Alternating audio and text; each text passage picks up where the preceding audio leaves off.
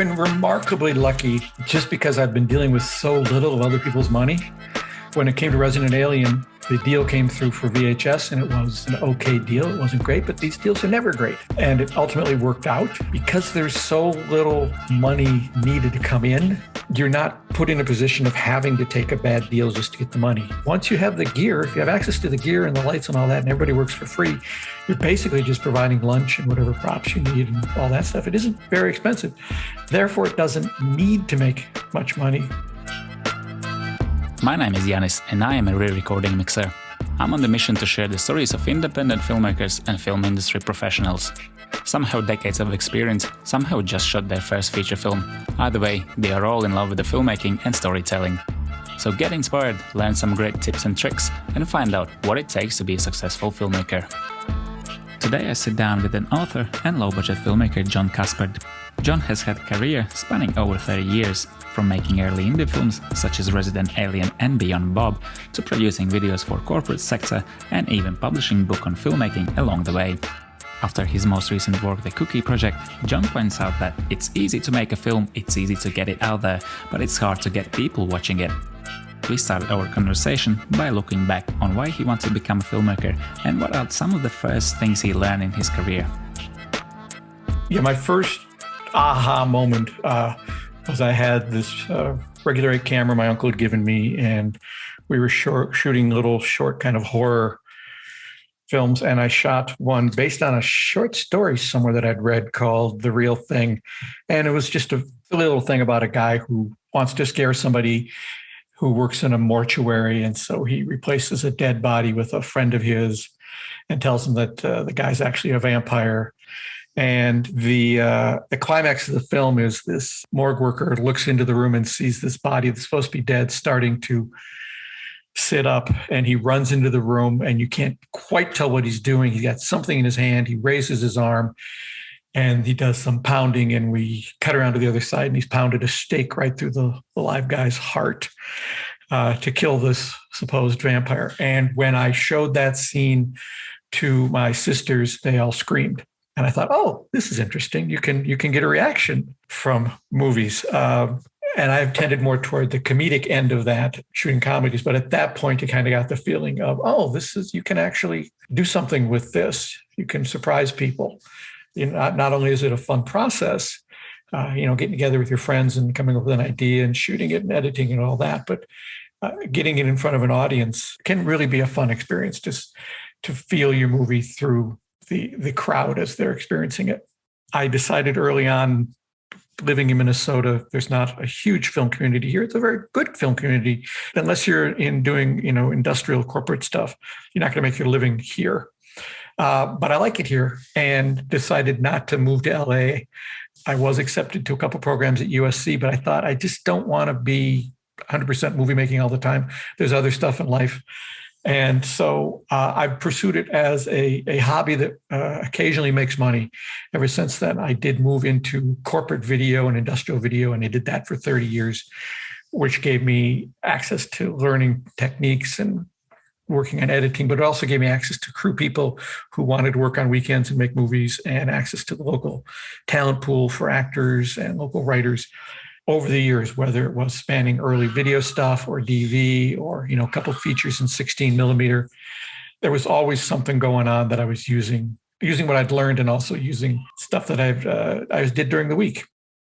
Back when I was doing like the 16 millimeter features, and the two of those that I did were done in the late 80s, early 90s, there was a real groundswell of people who didn't want to go to Hollywood, but wanted to make professional narrative films and just stay home and do it.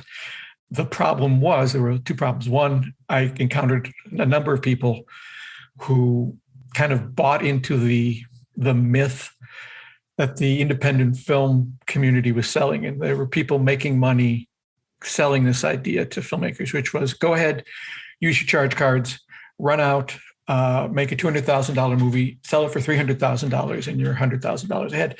But the problem was that most movies weren't being sold. Most weren't being seen. The example I like to use is when my second 16 millimeter feature, Beyond Bob, premiered at the Independent Feature Film Market, the IFFM in around 1990. I think there were 100 features that premiered over that week. If you look back at the catalog of those films, only one of them, Clerks, went on. And Kevin Smith went on not only because of Clerks, but because when someone said, "You have another film?" Yes, he had another script ready to go, and he's built a career from that. The other 99, including Beyond Bob, sort of disappeared. I mean, Beyond Bob, that feature's had a nice life and has never gone away, but most of those films you never heard of. Yet the idea that was being sold to filmmakers was, yep, just make the movie, get out there, and you're going to make your money back and you're going to have a career. And the example I use, it's like saying, yes, we've cured cancer, but we're not going to tell you about the people who died from cancer.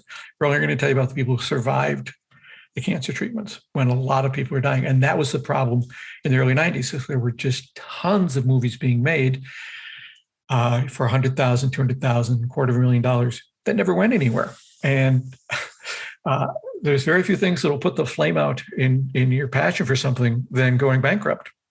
And that happened to people. And thank goodness the DV came around, and the tools of filmmaking, the things that cost the most, are much more accessible, which is fantastic. And the other thing that's greater now is because of the internet, you can get your movie out there, and you're not dealing with what I think at the time was the worst part of the film process, which was distribution. Distribution was just an icky, murky area where people were being taken advantage of, and it was just not fun. Now it's so much easier to finish your feature, put it up on Vimeo and sell it there, put it on Film Hub and they'll sell it for you. It's a really good time to be a filmmaker. While indie filmmaking has become more accessible with the rise of digital technologies, I wonder what were some of the issues that arise today, and whether the attitude of today's filmmaker have changed since. John also shares some insight into Amazon Prime algorithms. There are tons of horrible movies being made, but they're not necessarily getting out there. No one's seeing them. The difference is you're not spending $200,000, $300,000 to make a horrible movie. You know, there's always going to, what was it Harlan Ellison said, 99% of science fiction is crap, but then 99% of everything is crap. There's just more movies now because it's easier for people to do it. I also, in addition to movie making, I write a couple series of mystery novels, and very similar process there, where the tools for producing and distributing novels now has gone from heavy gatekeepers, where you had to get an agent, you had to get a publisher, and if you're lucky, your book, if it was picked up, it would come out 2 years from now and all that, to now with people can publish on their desktop. And, I can literally finish a book this afternoon and it'll be out on Amazon tonight. It's the same thing. There's a lot of stuff out there that's not very good because it's so easy to get it out there. Well, for example, Amazon Prime. I've heard from filmmakers where everyone thinks, well, once you get on Amazon Prime, you're all set. Well, that's not true. If Amazon's algorithm says that people are starting your movie and stopping it 5 minutes in, and they get enough of those, Amazon's going to take your movie off because Amazon doesn't want to give their viewers a bad experience. So any way of curating that sort of stuff is helpful. The marketplace is, of course, the ultimate one for that. If you make a good movie and people see it, they'll tell people and eventually gets out there. Same thing with you write a good book. It'll rise above the rest of them because it will eventually, the marketplace will say, hey, this is selling. Let's find out more about this. So yeah, there's always a downside. If tons of people can do something, a certain percentage aren't going to do particularly well. I think because distribution has become so much simpler, I think there is less of the emphasis of, I need to do the Robert Rodriguez thing and do El Mariachi and go to LA and find an agent and they get excited about it. And all of a sudden I've got a career. I think there's less concern with that and more because you can get your movie distributed right from your living room. There's less concern about, I've got to take this to Hollywood. The more concern, I was talking to a filmmaker just last week, and he's already planning his next feature as he finishes this one because it's going to be so cheap. He did raise $100,000, which is a lot of money, but he feels he's going to get that back and is already starting the next one. So there isn't that feeling of, I'm not going to have a career unless I go to Hollywood. I can have a career right here. And as long as I'm making something that people want to see, in this case, it's a horror film, and they always want to see horror films, and they always make money, not always, but usually. If that model works for you, then yeah, you don't have to go anywhere. You can just be right where you are. Looking back on his earlier career, John talks me through the money side of things working on Resident Alien and Beyond Bob. I also wanted to find out what surprised him the most about the film industry along the way. Well, I was pretty clear-eyed going in from the beginning. And when I first started putting actual money into a movie, because the first two features were on Super 8 sound, and in those instances, the Minneapolis public school system paid for the film. So there was no cost to me. The two features I did on video in college, the University of Minnesota paid for those because they had all the gear, and we were using tapes that they were recycling. They were going to throw the tapes out. So we just reused them. When I made the two 16 millimeter features, Resident Alien and Beyond Bob, Resident Alien was someone else's money. So that was very sobering. And the idea was we've got to at least get their money back. And the way you did that back in that time was through VHS sales. And because Resident Alien was sort of a quirky, little funny sci-fi comedy, it did find distribution that way. And ultimately, years and years and years and years later, the producer and his family who put in money, they got their money back. Beyond Bob was the second one we did that way. It was mostly my money from selling TV scripts, but there were a couple of outside investors, and it took, again, several years to get that money back. And it's something they don't necessarily teach you in film books and maybe in film school, if I'd gone to film school, that if you're the producer of a movie, you'd live with that movie forever. As a director or a writer or an actor, you do a movie and off you go. But the producer, you're dealing with it forever. Next, we talk about the pros and cons of low-budget filmmaking from finance perspective. Is actually having no investors and having no money a good thing? John offers a look at this from a different perspective. I've been remarkably lucky just because I've been dealing with so little of other people's money. When it came to Resident Alien, the deal came through for VHS, and it was an okay deal. It wasn't great, but these deals are never great. And it ultimately worked out. With Beyond Bob, same thing. But because there's so little money needed to come in, you're not put in a position of having to take a bad deal just to get the money. So all the sacrifice you make to make the movie for no money pays a huge dividend when it doesn't matter if you sell it. I mean, you definitely want to get it out there. And in the case of, for example, the last three features I did were all in some form of DV. They're self-financed and not by much. Once you have the gear, if you have access to the gear and the lights and all that, and everybody works for free, you're basically just providing lunch and whatever props you need and all that stuff. It isn't very expensive. Therefore, it doesn't need to make much money. Therefore, you don't have to spend thousands of dollars to go to festivals to try to find a distributor. You can spend a few $100s and go to some festivals you like because you want to go to that festival and watch your movie with an audience. That's the fun part of festivals is that part, the part of trying to get into the big ones and get it sold. As the producer, it's just a headache that I was just not interested in dealing with. I know that early on, when everyone else was doing limited partnerships and trying to raise money, and I had a pretty good script and finished making a couple of features in college and video, and I was ready to move on. And we started trying to raise money, and I found an investor, and she was very, very interested. And we had a meeting with her and her accountant, and I got home and I got a phone call from the accountant saying, I know she's my client, but she's nuts. Don't do this. You're not going to be happy. And that was really my only experience in going out and trying to raise money. And I went, I just don't want to do this. There's a cheaper way to do it. And we found a cheaper way to do it. And that is just, it takes such an onus off of you in filmmaking if you don't have to sell it. If you can make it because you love it. For example, one of the last features I did, The Cookie Project, which is a very oddball 100-minute movie about a guy delivering cookies to 7 different customers throughout the day, and each customer's story is one of the 7 deadly sins. And it had 7 different writers. It cost very little money to make because I had all the gear. The way it was written was each of the 7 writers was told, write a 10-minute piece. It has to be in one location. So over the course of 7 weekends, you can shoot 7 little shorts and you put them together with your connecting tissues. Because there is no continuity except for the cookie delivery guy, you don't have to shoot 7 weekends in a row. You can take a year to shoot. And when it's all done, you rent a theater and you show it to your friends and they laugh and you have a good time. You send it out. It ends up maybe on Amazon Prime or on Vimeo or Tubi or something. But You're not fretting going, I got to get that payment from Sweden or else I'm going to have interest on it. It's like, it doesn't matter. It just takes it entirely out of the equation. So it's such a much more pleasurable way of working. If you take economics out of filmmaking, it's really fun. There's no part of it that isn't fun. Parts of it are hard. Writing a script can be hard. Finding locations, shooting, an 18-hour day when everyone's tired and you've got to get the shot and you know exactly what you need and you have trouble getting it. Those are all hard. I think just about everybody loves editing because if you've shot the right stuff, it's your final rewrite. Everybody loves it up to that point. And then when you hit distribution, it becomes this mire that if you enjoy that, I think there's something wrong with you. So the fact that you can remove that from the equation, take economics out of it almost entirely, it's a great process. It's really fun.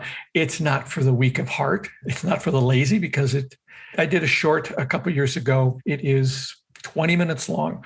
It takes place kind of in one place, although there are some cutaway things. It was exhausting because I have a professional crew, which is fine, but that means everything's going to take longer because it's going to look great.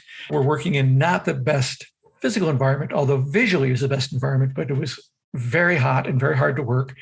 And it looks effortless when you see the finished product, but it was, filmmaking can be very, very hard. That being said, I'm glad I did it and certainly do it again. I've had the script that I liked. But I'll just keep repeating this over and over. If you take money out of it, there's really not many other hobbies that are as much fun. Everyone has their own little camp they want to go into. I haven't done big budget, but I've written a couple of TV things that were pretty, that were normal TV budgets and been on location. And it's a job. It's 5 or 6 days a week. It's 12 hours a day. It's in this case, it was a Western, so outside a lot. And at that point, it becomes a job. And so your approach to it is different because you need to work. If it's just a hobby, and hobby has kind of a weird connotation to it, but it's something you love doing, just like people love knitting and people love playing music. They're not expected to make money doing that, and it doesn't cost a lot of money to make music or to knit. And now that it doesn't cost a lot of money to make movies, I think a certain percentage of people are doing it just for that. And then you're always going to have people who want to work 6 days a week and want to have that sort of experience, which is great too. If you directed a $60 million movie, I imagine there's a lot of pleasure in it, but I imagine there's an equal amount of pain. Working on the projects that you love is one thing, but is it going to get you a career? John expands on this next.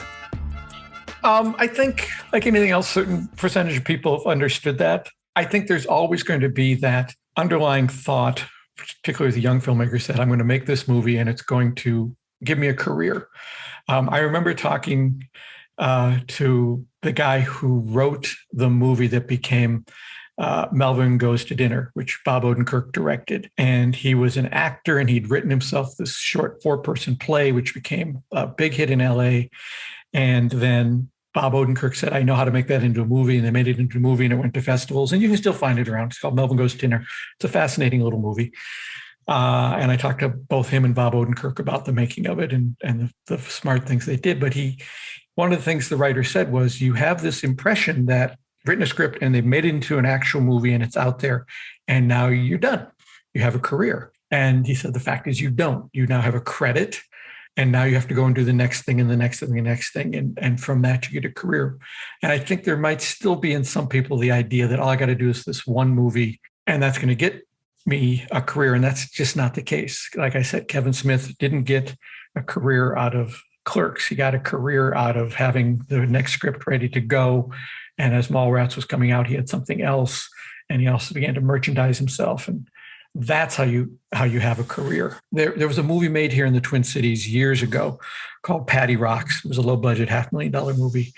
And I interviewed the cast and crew on it for one of the filmmaking books. And the director of photography, Greg Cummins, who's sort of a local hero in the Twin Cities because a lot of locally produced features were shot by Greg or produced by Greg. And he said, people have this impression that you work on a low budget movie and it's going to make your career. And he said, it's going to maybe help your career.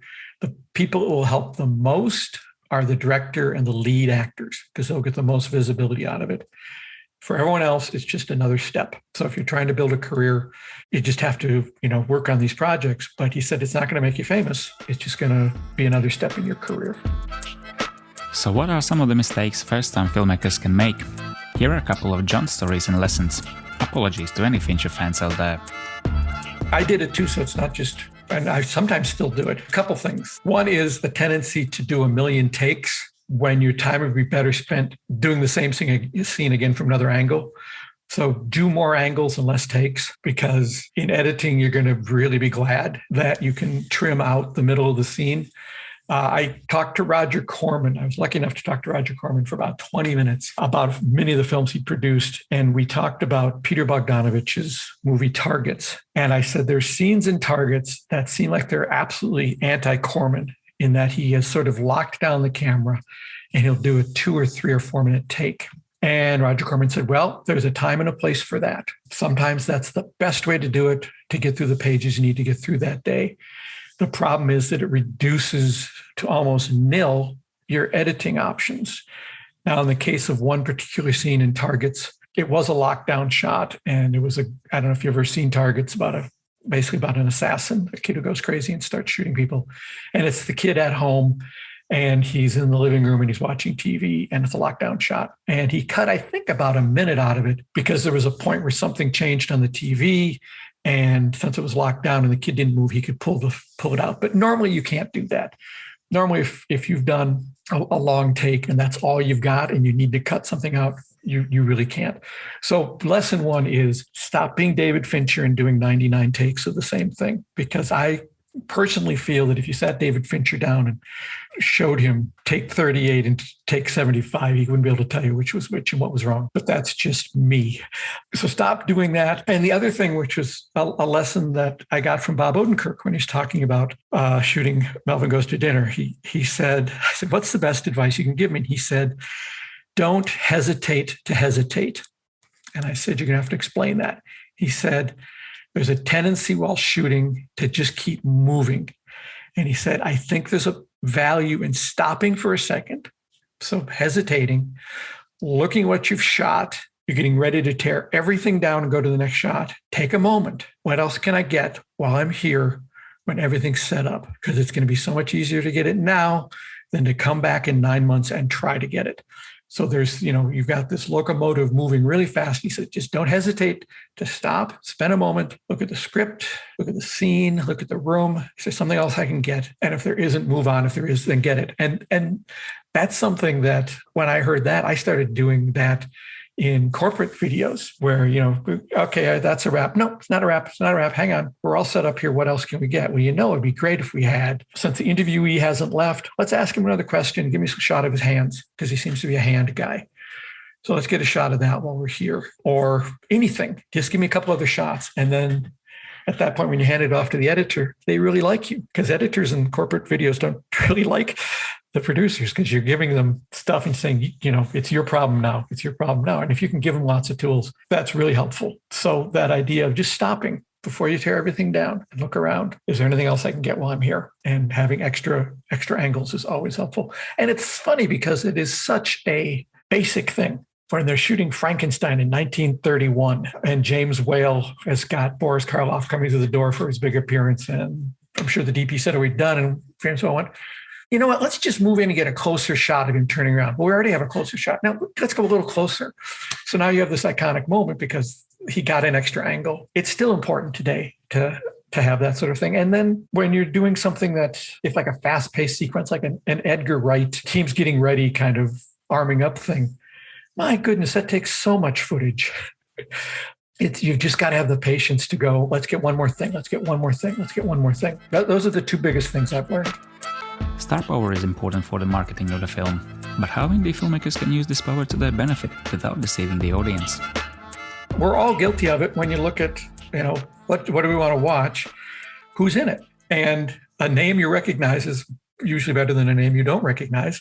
This was probably, it hit its zenith back in the early 70s, where George Kennedy was in every single movie, because George Kennedy had been in Airport, and I think might have been nominated for something for it, and let it be known that George Kennedy was available, I think, for $10,000 a day, something like that, for one day's work. And so he was in a lot of movies for one day. And there certainly is a sales value to that.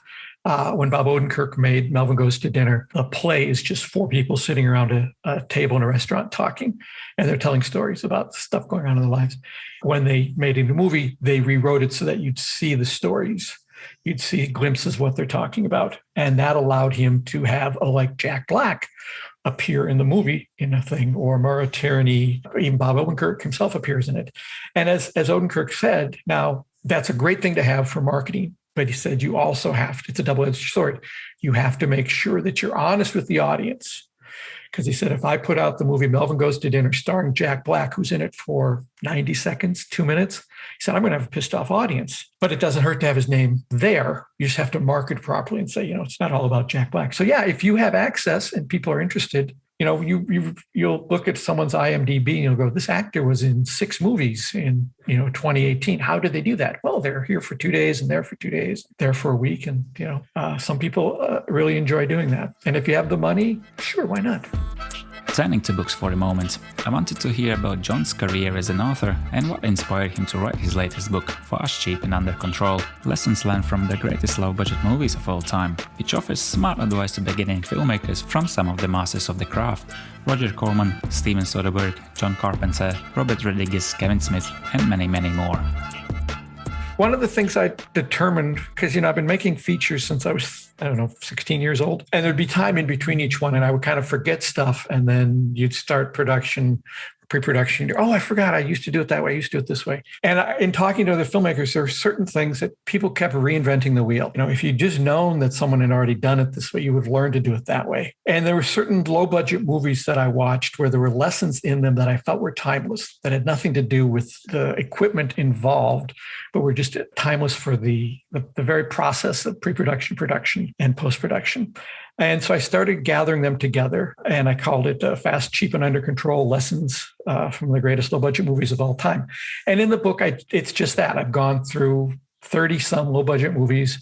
I've either talked to the filmmakers or gathered quotes from them elsewhere and come up with really smart lessons that would help you regardless of what kind of movie you're making, things that you should already know, but you might not because you haven't done it. And it spans from Blair Witch Project to Corman, a number of the Corman films. I did a companion book about screenwriting for low budget called Fast, Cheap, and Written That Way, which I talked to screenwriters because there's just certain things you can do that are going to save you a lot of pain. One of my favorite lessons in it is about rehearsing. People kind of have this aversion to rehearsing actors, like you're going to lose something in the process, when in fact actors, I think, would tell you they generally get better with rehearsing and not. And the best example of that is when Roger Corman made Little Shop of Horrors, which he famously shot in 2 days, plus some exterior work the following weekend. But he hired and paid, and that's a key word, he paid the actors for 5 days. Now, Roger Corman doesn't pay for anything unless he's getting value out of it. And those other 3 days were spent rehearsing, so that when he did shoot for 2 days,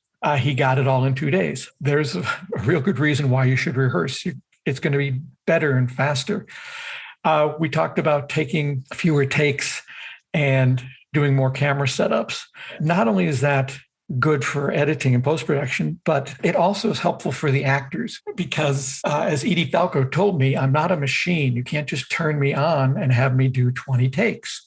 It's just not going to be as good. The 20th take is not going to be as good. Now, different actors fall in different ranges. Marilyn Monroe is apparently great at take 30 and Tony Curtis is great at take 1. And how do you make those two work in Some Like It Hot? But doing endless takes, things don't generally get better. And if you're trying to make it a perfect take, then the smartest thing to do is do the same thing. If you're insisting on just doing one shot, that's going to be your scene. Do it 3 times. Do it the way you think it should be done, do it slower, and do it faster. And I guarantee you're going to use the faster one, because no matter how much you think they're clipping along when you're shooting it, when you get in the editing room, when Tom Stoppard made a movie out of his play Rosencrantz and Guildenstern, and he was editing it, and someone was interviewing him, and they said, what would you change? And he said, if I could do anything, I would make them talk faster. And if you look at, some of your favorite examples on TV of dialogue, it is nowadays generally at a His Girl Friday pace. People are just booking along in dialogue. And you think while you're shooting it, you're sure while you're shooting it, nope, that's right. And you get into editing, and you think, I wish they had done it faster. So have them do it again and do it faster. And now's the time for a giveaway. John has kindly offered a couple of copies of his book to the podcast listeners. If you would like to win a free copy, let us know your favorite low-budget movie in the comments on Instagram, Twitter or Facebook of this episode's launch post. We will randomly pick the winner in 10 days since the episode came out. Now, back to John. We already talked about some of the changes in the film industry, but I wanted to know, has the nature of storytelling changed as well? If we're talking about me just as a viewer, there's such a blur now between what is a feature film and what is a 6-part series, which are very filmic. So they really do blur my mind. I think one of the most important points for storytelling happened with Pulp Fiction, in which he just jumbled everything. And I don't think that had been done successfully on that level where everybody saw it. But it did sort of open the floodgates to, like Memento does that, wasn't as popular. The idea of a fractured storytelling, and people will follow that sort of thing. That was a pivotal moment, because up until then, mostly everything you were seeing was very A to B to C to D, sometimes painfully simply that. And that's from that point on, I think people became a little more adventurous, and audiences became a little more willing to go, what is this?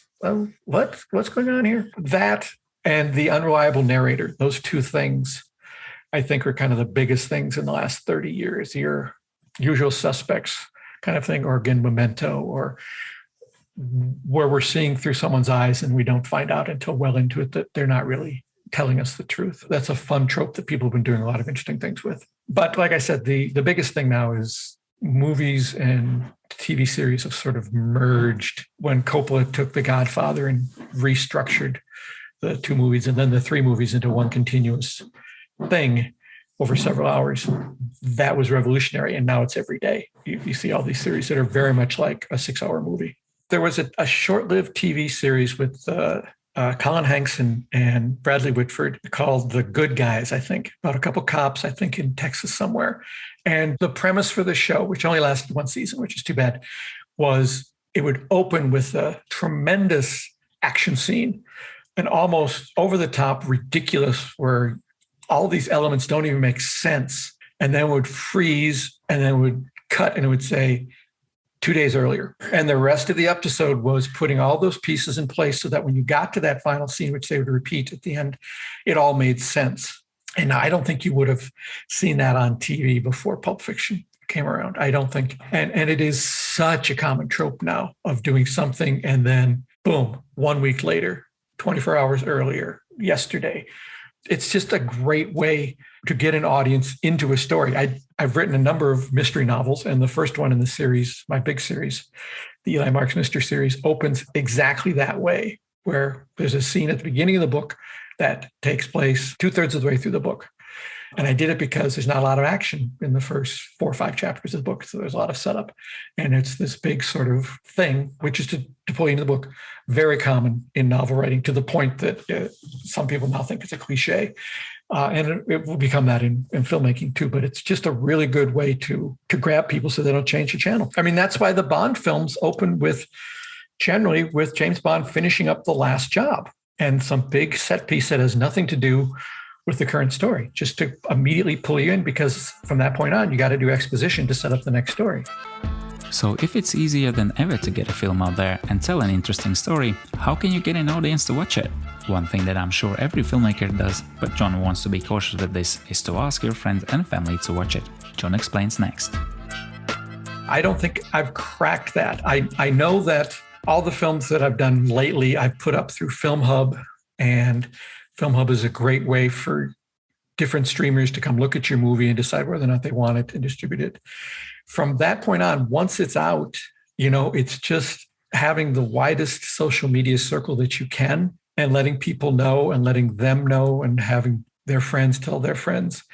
And then having a good movie, because if you have a good movie and people watch it, the streamer is going to recognize, hey, they watched this all the way through. They must have liked it. Here's the other things they liked. I'm going to put this with that for the next person. So much of this getting films out, and it's very true in the book industry as well, is is trying to satisfy the algorithm, trying to get the system that Amazon has put in place or that Netflix has put in place to see that people are responding, and then they take over for you to a degree. And the only way to do that is A, make a good movie that is easily categorized. And that means it either fits nicely into the Netflix buckets or is so weird that it doesn't fit in any of them. You can't really kind of be in the middle there. You can either be Donnie Darko or you can be a slasher film. They know where to put that. Donnie Darko's in indie, weird movies. Slasher film goes under horror. That's easy to find. So it's got to be a good movie that people want to watch. And then you just try to get social media to get people to watch it and get enough people seeing it, getting the right people to see it. There's a lot of correlation between film distribution and book distribution that I'm learning now that I'm into book distribution.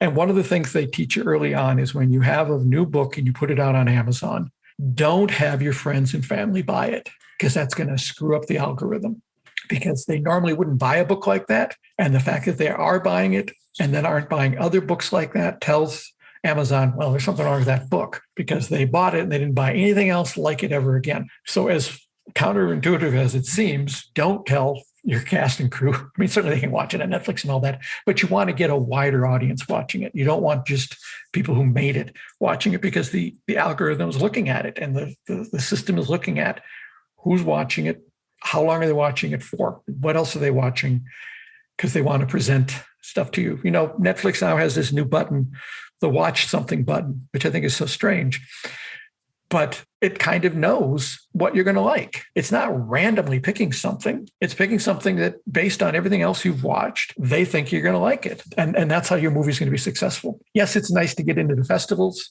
That is certainly nice. Nice to have those little Ivy things. It says best this, best that. And those are always fun. And it's fun to see them at festivals. But I don't think it's going to help you get out there. It's just got to be a good movie that people want to see.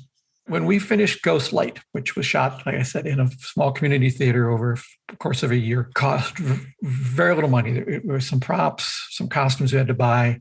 You know, it was several $1,000s, let's say. I spent well above that, probably twice that, entering it into festivals, because that's what you had to do at the time. And nothing really happened. We won some awards, which is very nice. Did it help when it came time to put it up on Film Hub? I don't think so.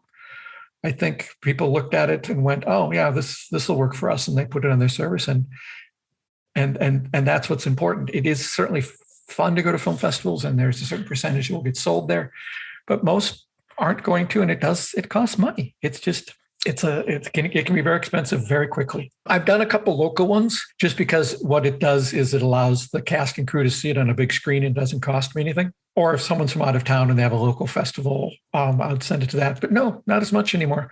No, because it's just so much easier to get it to everybody without having to do that step. To wrap things up, John treats us to a fun and final top tip of your low-budget filmmaking. Well, one thing that'll just save your life, which I've learned, is if you're turning anything off like a refrigerator because it's noisy, this is the best piece of advice I've ever gotten. Take your car keys and put them in the refrigerator. And that I'd learned from reading Richard Linklater when he made Slacker. They were shooting in an ice cream shop and they turned off the freezers because, of course, they're really noisy, and they forgot to turn them back on. And they ended up paying a lot of money to that owner for all the ice cream that was destroyed. And ever since then, if something's being turned off on location that you need to turn back on, I always put my car keys on it because I know I'm not gonna get home until I turn that thing back on, which seems like a dumb little thing, but it's come in handy to have that. Isn't that the best piece of advice you've ever heard? That's all for today's episode. Hope you enjoyed it. Till next time.